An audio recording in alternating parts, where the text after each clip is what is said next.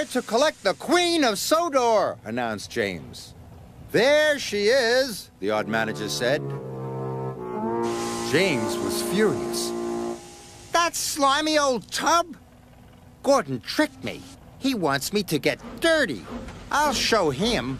A shiny engine like me never gets dirty. Soon, James set off with the Queen of Sodor.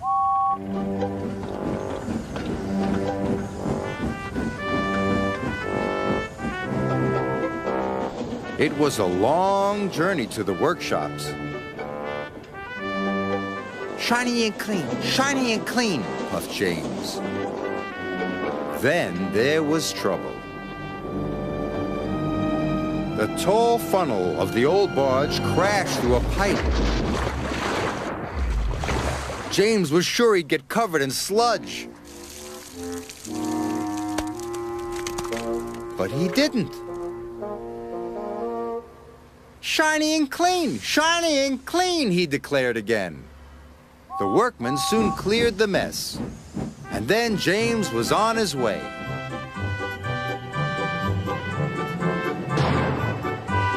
He arrived safe and sound, and pleased that the dirty work was done.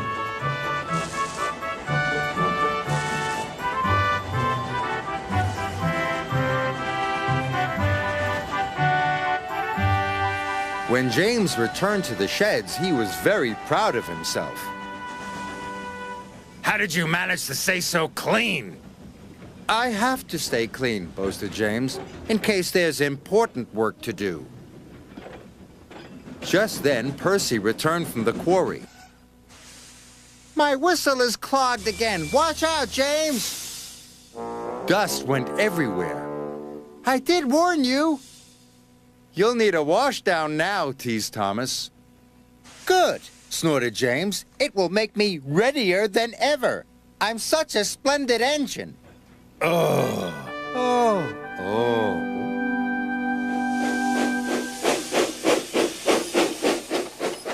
Emily, Percy, and Thomas are about to set off from Tidmouth Sheds.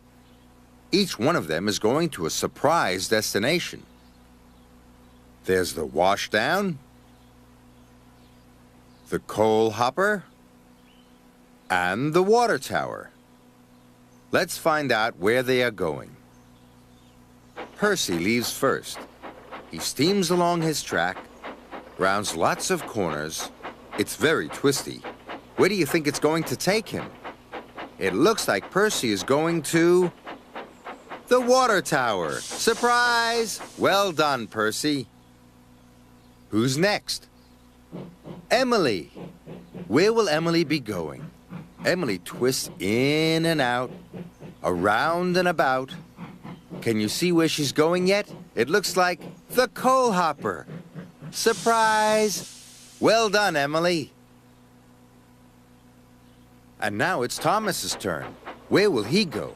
Thomas's track twists round to the right and round to the left. Surprise! Thomas arrives at the washdown. Everyone found their surprise destination. Well done, Thomas.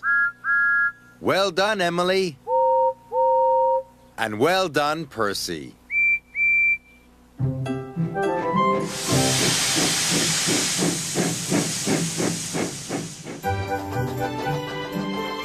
It was summertime on the island of Sodor. All the engines were very busy. They carried freight and passengers up and down the lines. Sir Topham Hatt came to see Emily. I am opening some new routes for the summer, he announced. Emily, you will pull the Flour Mill Special. Thank you, sir, said Emily. She was pleased.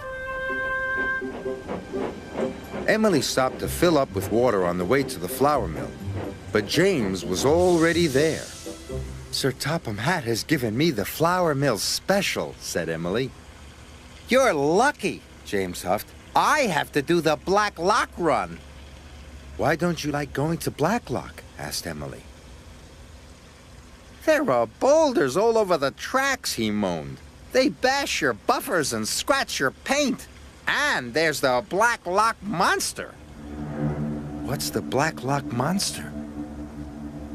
Nobody knows, said James. Black figures move in the water and then they disappear.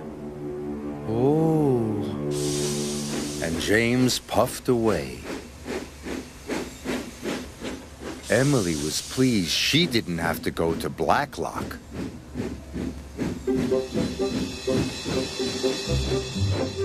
At the flour mill, the flour had been loaded onto trucks. Emily was coupled up. Then she puffed across the countryside to Knapford Station. But the troublesome trucks saw a chance for mischief. Hold back, they screeched.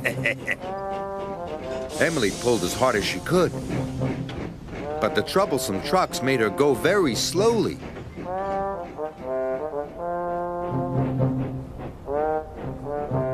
Emily was late delivering the flour. So there would be no fresh bread that day. Sir Topham Hatt was cross. This means I won't have any toast or muffins for breakfast. If you are late again, you will have to do the Black Lock run instead of James. Emily didn't want to have her buffers bashed by boulders, and she didn't want to see the Black Lock monster.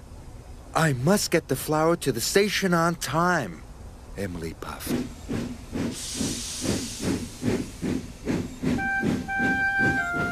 The next morning, the troublesome trucks tricked her again. Off we go! Off we go! They chuckled, but they weren't coupled up properly. Mustn't be late! Mustn't be late! They giggled. So Emily puffed quickly away. But only half the troublesome trucks went with her.